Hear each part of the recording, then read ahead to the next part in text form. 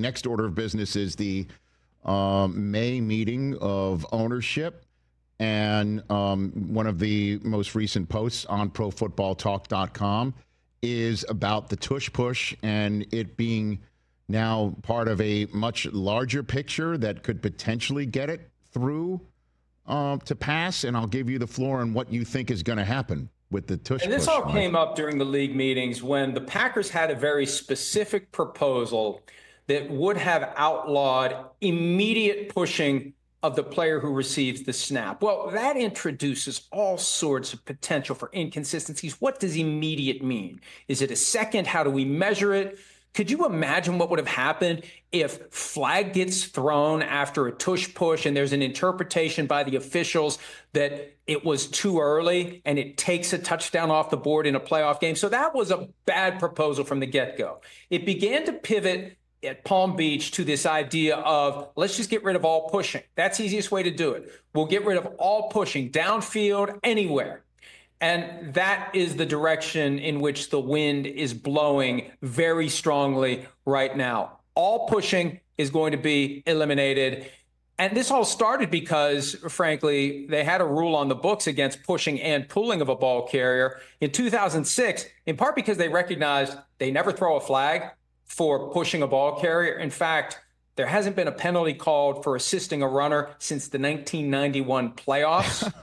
They just allowed pushing. And it took 16 years for the Eagles to realize, and kudos to them for figuring it out, let's just build this into our playbook. If you're allowed to push a player, let's push him right out of the gate. So I believe what's going to happen, there'll be at least 24 votes encouraged strongly by the league office to get rid of all pushing. And then two things, Rich. One, we'll see some downfield pushing that isn't called in the future.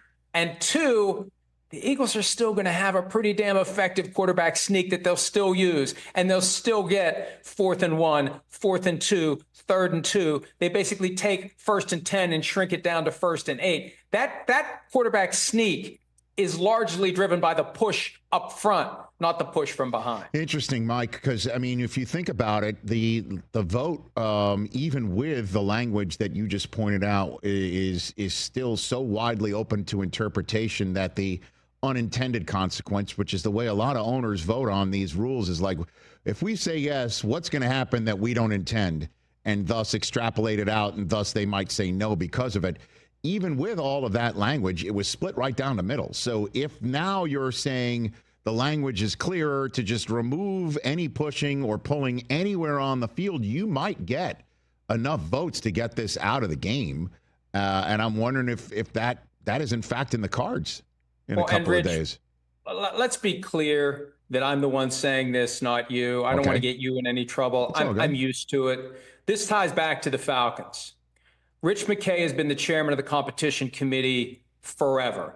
And the Falcons in the past have gotten, I'm going to say arguably, but it's not even arguably, they've gotten lenient punishments for various things they've done, including using fake crowd noise for the 2013 season. They lost a 5th-round pick for that. Most people would say that's probably a bigger infraction than a 5th-round pick would suggest, especially because the 49ers not long ago lost a 5th-round pick for an accounting mistake that was determined to have no impact or intent to circumvent the salary cap. Rich McKay is in position, and this is believed by some in the league, and some may be understating it.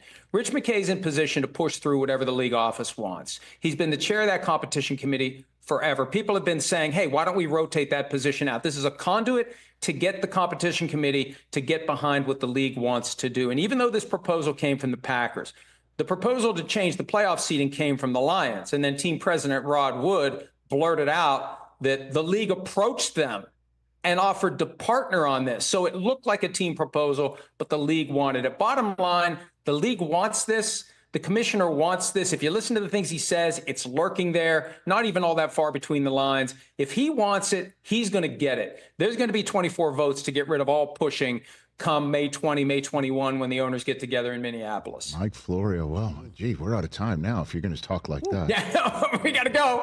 Got to go. See ya. Catch the Rich Eisen Show live weekdays from 12 to 3 p.m. Eastern on Roku Sports Channel in the U.S.